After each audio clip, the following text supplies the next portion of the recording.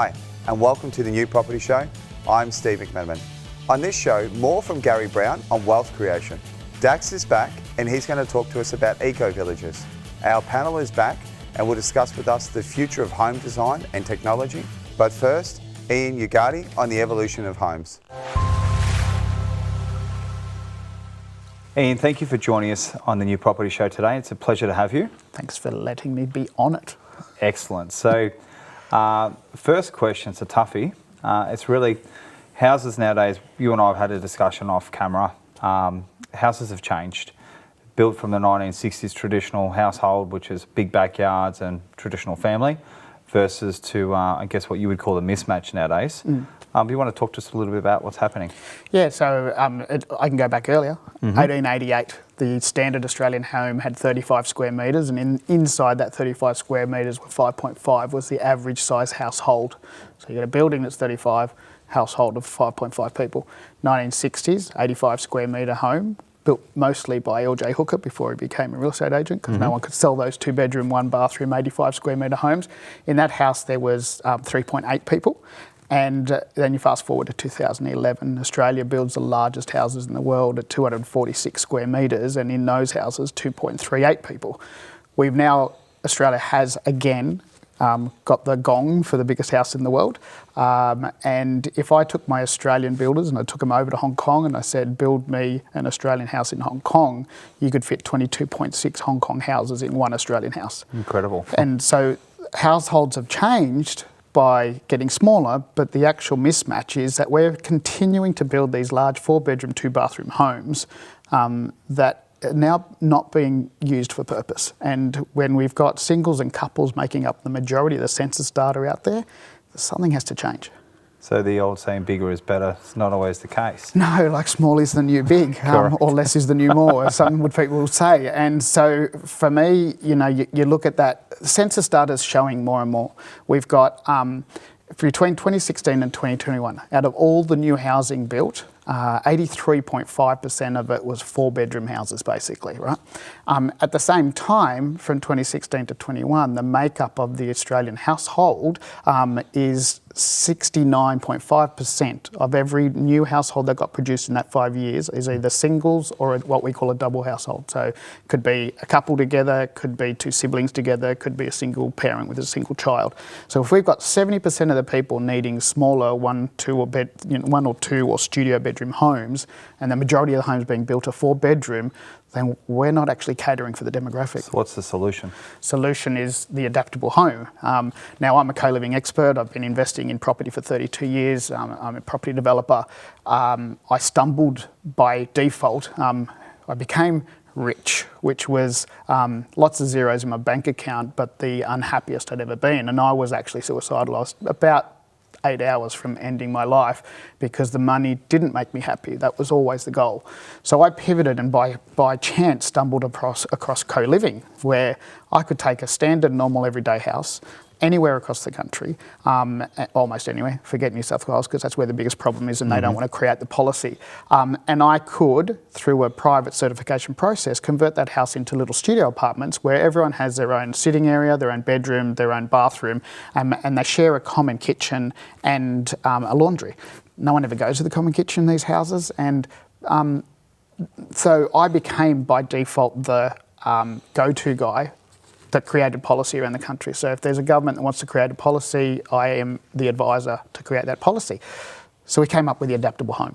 The adaptable home not only is a co-living home, but if you're going to build a 4-bedroom house, why don't you open up the funnel to the people that can rent it? Because if you build a 4-bedroom house, it's supposed to be for a family. You build an adaptable home nowadays, which is a 1B certification, it means it can be used for co-living, can be used for a first home buyer who wants to pay down their mortgage quicker because they can live in part of it and rent other parts. They can have a child and actually have a family. And in my family, 4 daughters, happy to have extra bathrooms in the property. And then we go, okay, well, now that you've got a first home buyer, what about someone who's had a family all the way through to the point where they're actually downsizing, or what I call uplifing, and they kick their children out, and they've got a caravan in the driveway, renting out rooms again, bringing income in while they're driving around the country. Then you've got an NDIS property. Then you've got a house and a granny flat. You know, then you've got the ability to be able to use this property for siblings that just want to live with their friends together in the same property. So now we've got a property that's been built, and for the next 50 years, while your neighbour's investment property is empty, you're actually always going to have someone in it, because you can just change the usage of the property because of the way you built it. Also, so it's basically the short term of it. It's almost like share housing. And I guess we've all been share housing at the end of the day, and that's sharing a room with our brother or sister, or our own bedroom growing up with mum and dad. Then I guess at the age of 18, I personally moved out, and I had 2 or 3 friends who lived with me, and I charged them X amount of dollars per room. But really, you've converted this into a business model. Yeah. So for co-living, I guess, moving forward nowadays, so what does that look like? So it's 5 bedrooms or 4 bedroom designs. What's the typical the setup of these? Different states, different policies. Yeah. And so in your scenario, the example that you just gave, it was just really you and a bunch of friends, and you were what we call related parties, because you all knew each other. What we're talking about is a share house that has an approval, which also has extra bathrooms, which has unrelated people in it. So effectively, you know, you've got your advertising, people don't know each other before they move in, and then they start renting out these places. So Victoria, 9 people. You can have 9 bedrooms and up to 12 people in Victoria, and you only need 1 bathroom for 10 people, which is crazy. It's not the model we use. No. I wouldn't go beyond 6 myself from a management perspective, because we also manage properties too. WA, you can do 6. Queensland, you can do 5. In South Australia, you can do 5. And in Tasmania, it's still a council. They're places where you don't need council application, where you go to a private certification. Tasmania a 28-day process, and you could go up to 12 people. New South Wales has a council process where you have to have a minimum of 6 rooms, but effectively it's in a medium density setup. Do you think this is something that's really needed at the moment, considering we're short on stock in Australia? During COVID, building permits went down. We've got immigration now coming up, and new migrants already arriving on our doorsteps, and I'm seeing lines both in Herald, Sun, Facebook, Instagram, Twitters, everything. And there's some people lining up for properties which could be 20, 30, 50 metres long, and they're struggling. So what are the other advantages of having a co-living property? And probably one of the things I would think is the bond is cheaper.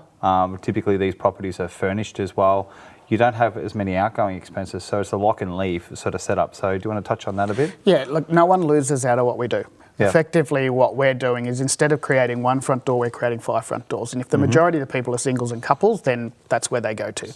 The people that are living in the house are saving themselves 1/3 to 1/2 off the closest weekly rent. And remembering that in some parts of Australia, rents have actually gone up by 75% from when COVID hit. So that's unsustainable. We then have the investor that's now getting double to triple the rent that they would normally get. And the investor that has some higher costs, they are picking up utilities, but we've got ways to be able to minimise those utilities, and you can charge the people living in there if they overuse. And then we've got government. So 1/3 of the housing waiting list shouldn't even be on that waiting list. They're what we call the middle class. When we were growing up, and I'm a little bit older than you, but when I was growing up, the middle class had somewhere to go. They could afford to buy a house. So what happens is people are moving into our properties. They're professionals. They're saving 1/3 to 1/2 of the normal weekly rent. They're saving within 3 to 5 years enough money to buy their own home so they can move forward. Now, the biggest impact that I've seen in the marketplace, and this is where I start getting emotional, is that the biggest growing demographic of homelessness in the country right now is a 55 plus single female. That's your grandmother and my grandmother and people's mothers that have sustainably looked after houses for the last 20 or 30 years. And they're now at a point where their kids have left, they don't get on with their husband, and they're given 100 grand out of their settlement. They don't have super because they didn't work the whole time. They're considered unemployable because they don't have qualifications, and these are the most employable people in the country. And they go out and they find themselves in a place where they can't afford the rent, and to maintain their lifestyle is impossible.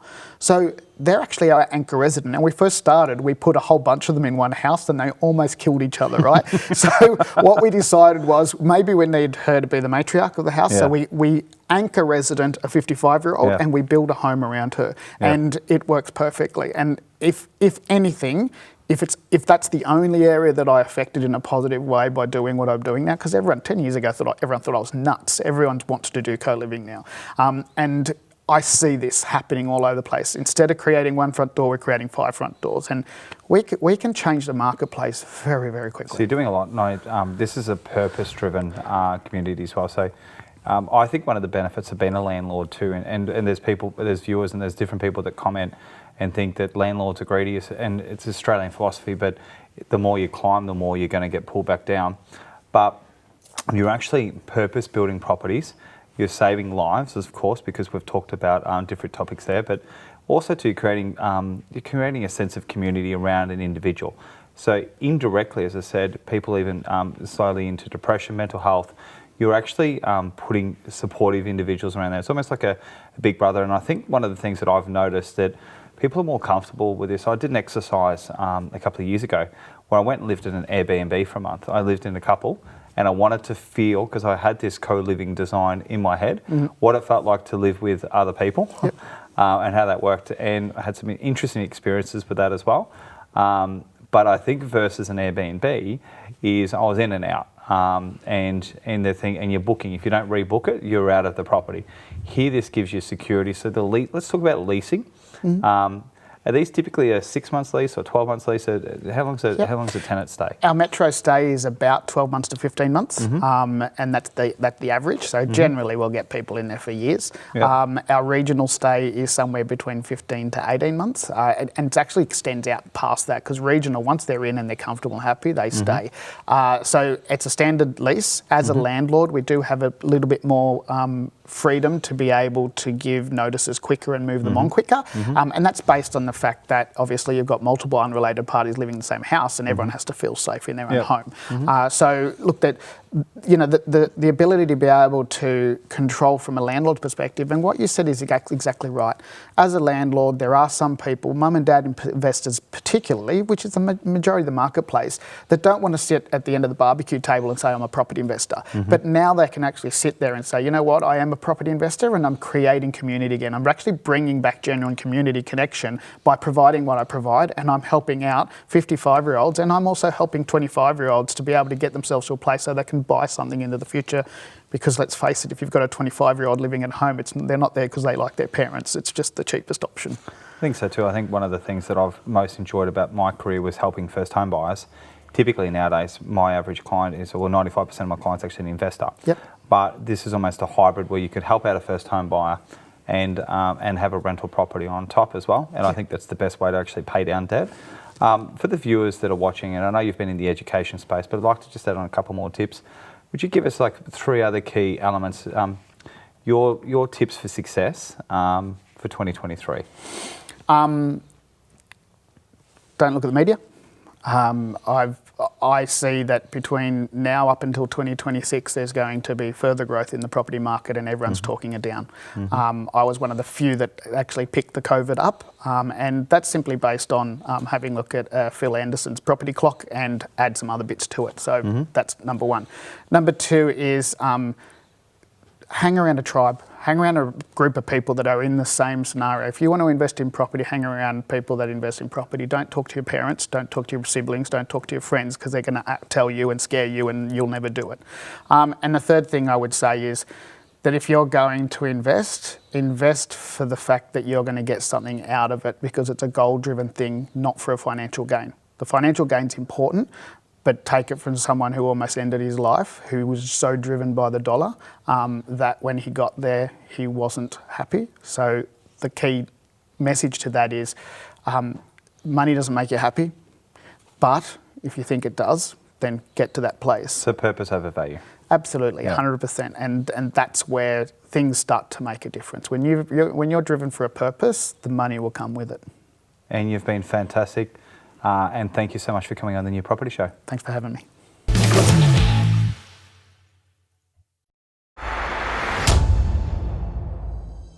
In the past 10 years, I've seen a lot of people, hundreds of people, make the decision to buy an investment property and not to buy an investment property. And today I want to discuss risk and property. The different risks that we have when we buy an investment property could be rising interest rates, government regulation, tenants, and just the fear of owning that property and the debt. What I want you to consider with those levels of risk is we're able to mitigate them. With rising interest rates, you're able to fix your loan in. With tenants, you're able to have insurance. We can't do much about the government regulation side of things, but that's okay. Rarely does it change in a material manner to affect you. One of the big things that I see with people making decisions around investment properties is that they believe that the property market may crash or that it may have a downturn. I always remind people to look at the value of the property today and think about the value in 10 years' time. Does it really matter if you buy a $600,000 property today and it decreases by 5% in a couple months' time, if you sell it in 10 years for $300,000-400,000 more than you purchased it today? People do feel that the market may go up or down a little bit in the short term. But when buying a property, we've got to look at the long term and holding that property for the long term. We don't want to make a rash decision about not buying a property based on our short-term views of the market. We want to look long term and we want to understand that. At any given moment, is the property market going to crash? And in Australia, we have many different property markets, different states, different regions, different markets. So yes, one probably is going to crash, but it doesn't mean that you've got to buy a property in that market. There are plenty of opportunities out there in different property markets that have different opportunities. So let's go for those ones. Another fear that I see and hear people talk about is, will they have enough money to pay their bills and mortgage? And generally I find this type of fear comes from the negatively geared properties, the ones that suck cash out of your bank account to cover the bills. So remember, buying the right type of investment property can alleviate that problem. If you go with a cash flow positive property, you'll be able to pay your bills and your mortgages and come out ahead. When is the right time to buy an investment property? I always think about this as your strategy for wealth creation and looking at all the different factors in determining if today is a good time. Right now, I think it is a good time. In 6 months' time, I think it'll be a great time. In 12 months, even better. It doesn't matter when you get onto the property ladder, as long as you're in it and you stay in the property game for long enough. I hope this has helped you in alleviating some of those risks around buying an investment property. I'm Gary Brown. Keep learning and take control of your financial future.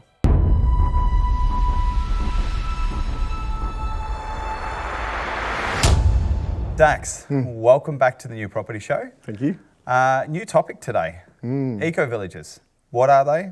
Where are they? And who are they? Great questions there to throw at me. I love it. And thanks for having me on again. It was a pleasure last time. And this time is really close to my heart. I did environmental science and surveying engineering in '92 at Melbourne Uni. And that's really sparked off that whole, living in a good community that's connected with the environment around it and improving it. We've got all these estates that go in, bulldoze everything, build houses, and it didn't really sit right for me. And it was like, how can we bring the community together and the environment, improve everything across the board? And it's called triple bottom line reporting. So financially profitable, environmentally profitable, and socially profitable. And when you build those things together, it creates an amazing community. And there's a whole lot of communities around Australia that's starting up, and some of them have been there for quite some time. And we did a tour just last year on most of them on the eastern seaboard and met a lot of the experts, and some of these eco-villages are award-winning. So it was really good to find out what they did right, what they did wrong. And so it came quite clear during the lockdowns that isolation and not connected to your community just rose straight to the agenda for everyone, didn't it? It was really key. And a couple of my investors turned around to me, particularly one who's a beautiful lady. She's ready for retirement, and we were going to buy her third property. And she said, look, I golf down the Mornington Peninsula, and I've got a group of friends that we drive down every weekend. We'd love a place that we can all retire in, or at least use it as a beach house area. And we number of little homes, and we've got a community area for barbecue and play poker and things like that. And I talked to her about the eco-village model, and technology for that sort of eco technology was really expensive up until just recently. So some of the things are comparable now. It's just that not many people know about them. So builders still do their same sort of thing, but they could use alternatives that are similar price. Yeah.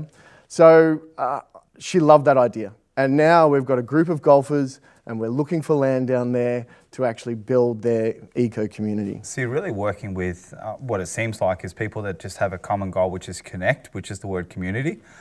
Secondly to that, it looks like you're working with the land.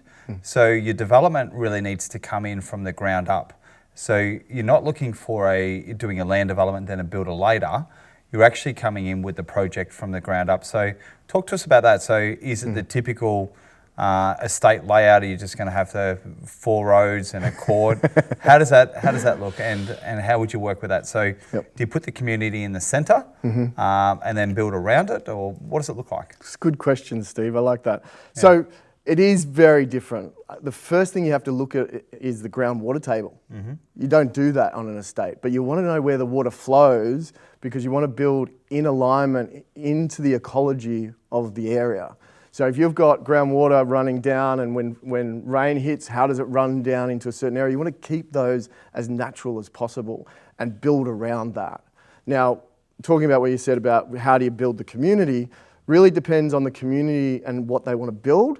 But what essentially we want the hub in the centre, which is the community area. And then a lot of villages will build the elderly people closer to that. Because as they get older, they still want to be in the community, but they need to be closer to those community centres. And as the further you go out, the younger the people are.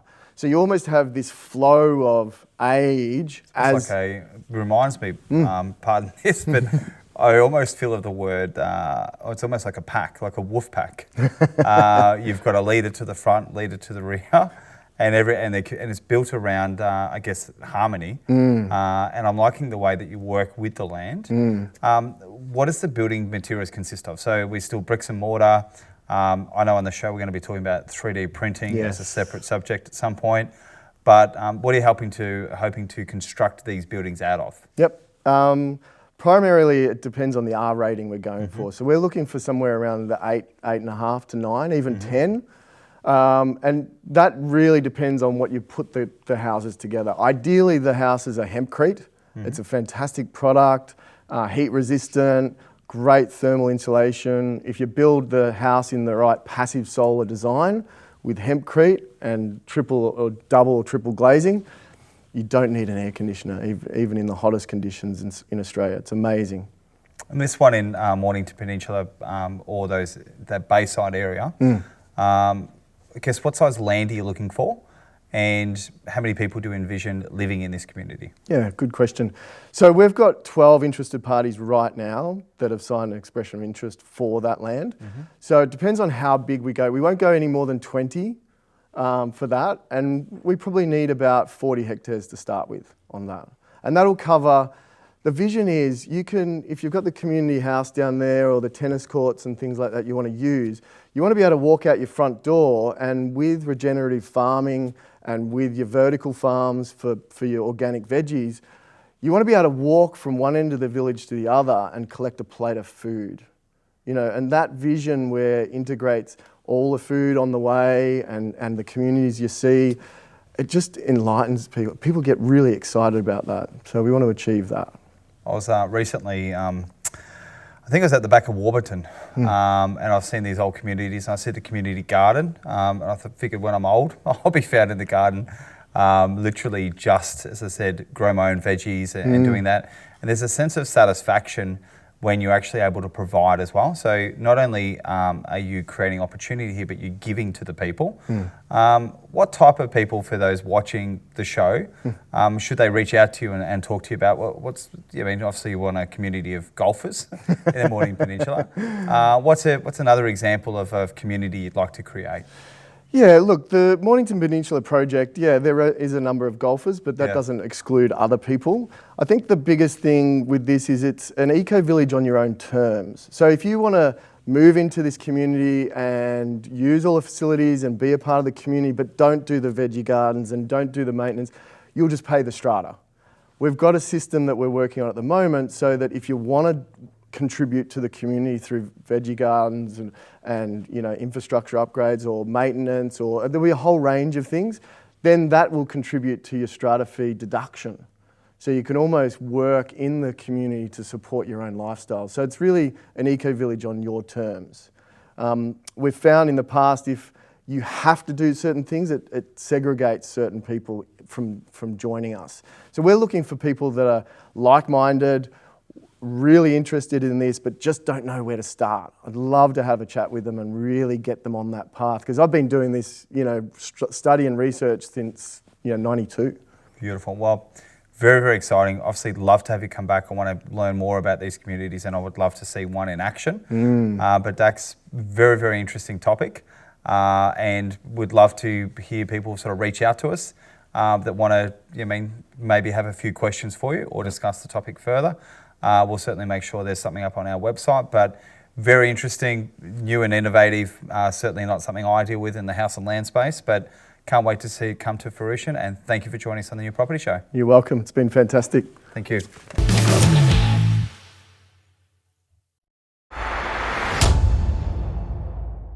All right, thank you for joining us on the panel.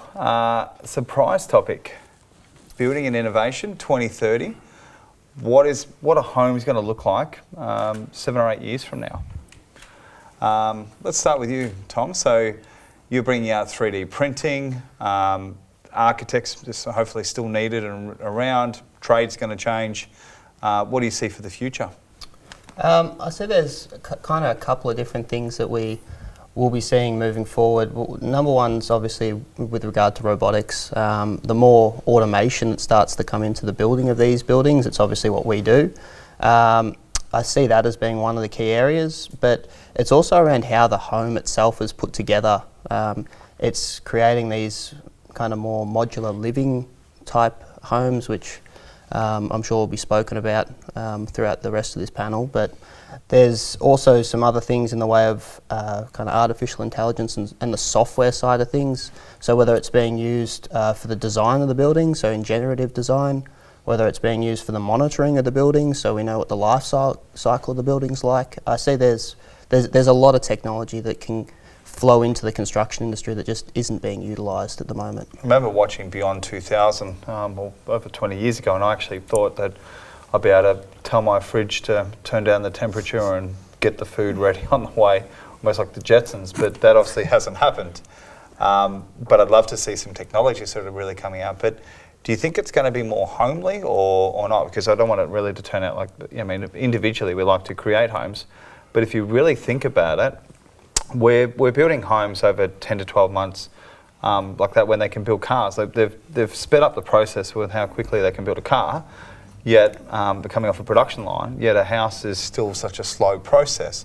It's not your fault, Robby, but love to find out, how do you think 3D printing will work in with you guys? Do you think you're scared of losing trades, or the ability to control the build, or you're still going to fit them out afterwards? I think what Tom's going through is actually going to help the industry for sure, because we're not going to need as many trades. And as we said before, there's definitely a trades shortage. So how far are we going to be able to bring this automation? Are we going to be able to do plastering? Are we going to be able to do, obviously you can nearly do bricklaying at the moment, you're 3D printing concrete houses.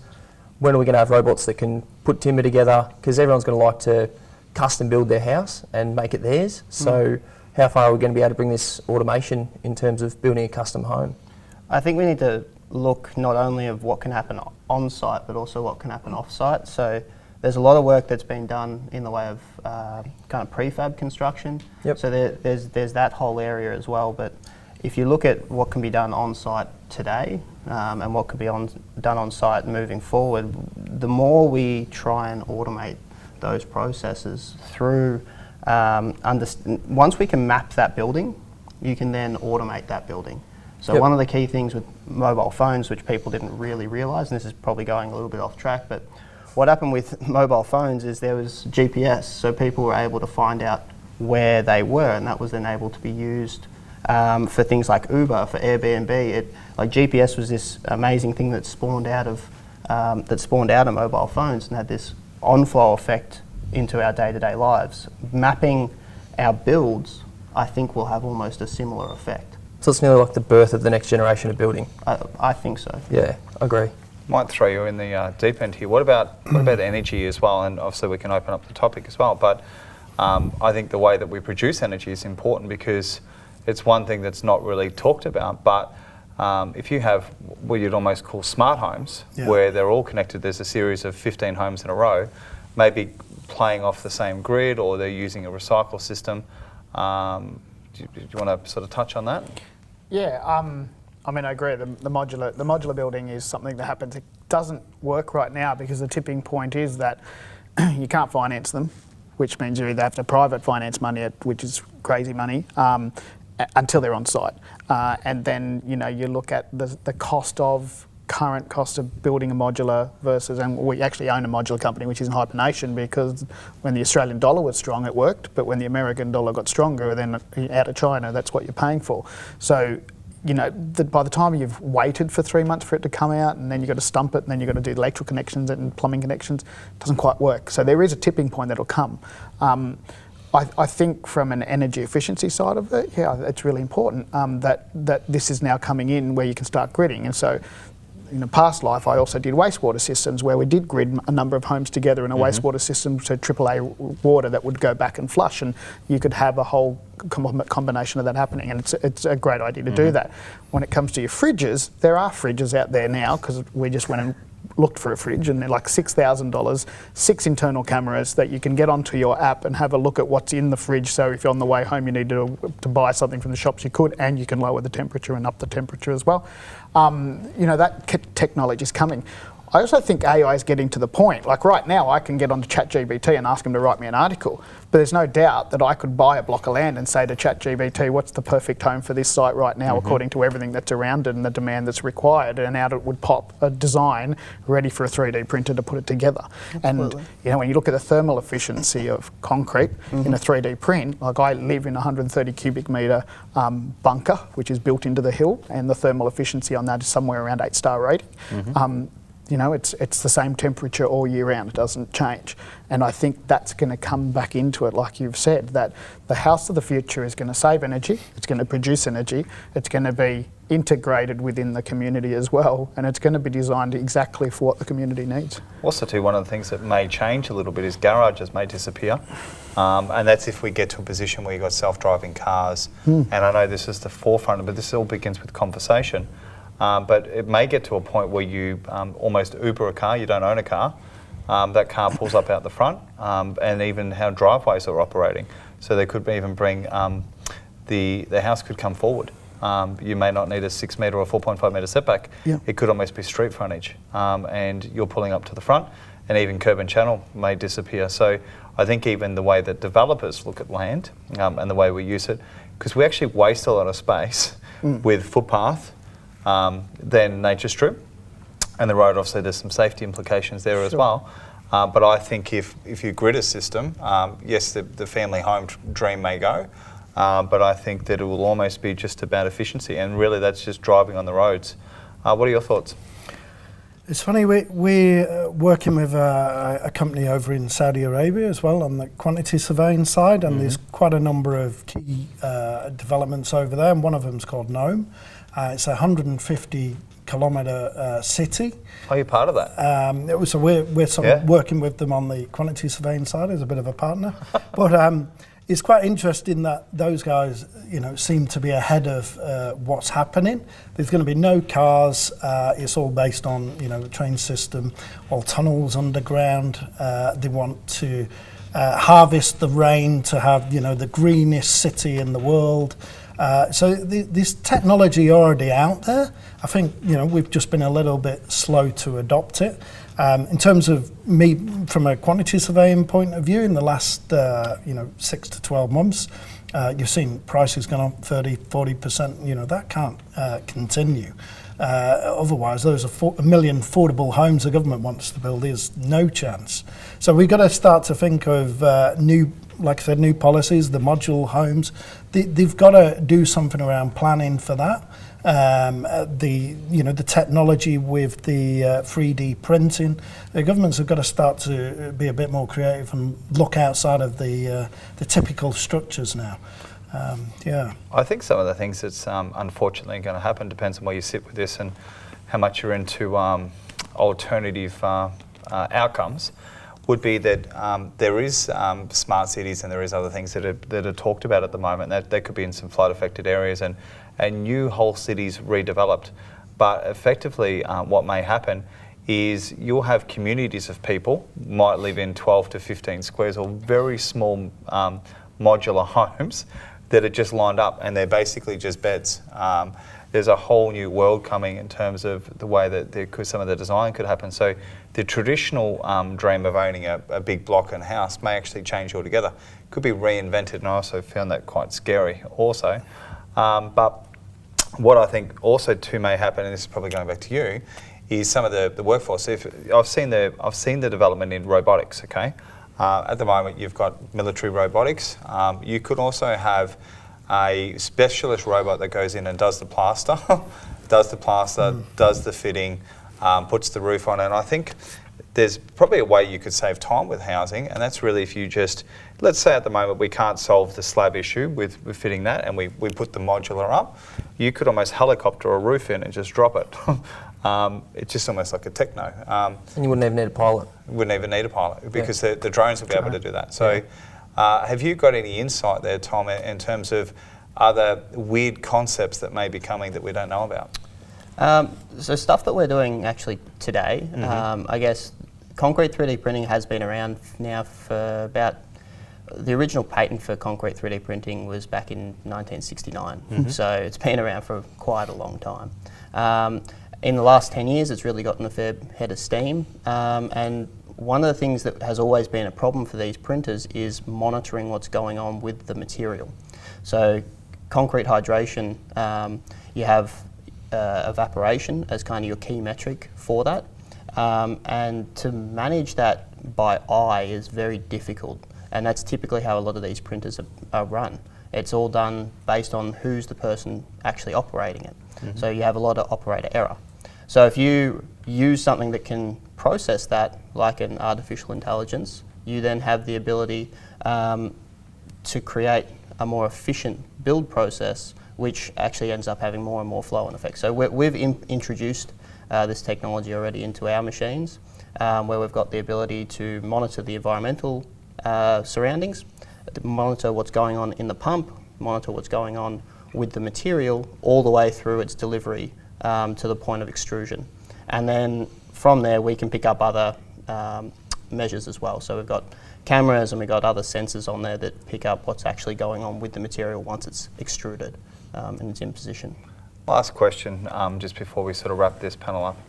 If it was an ideal world and you had the technology, you've got the 3D printer, you've got the drone, you've got the robotics, and you've also got some tradies. How quickly do you think a house could be built if we applied real technology in real time in 2030?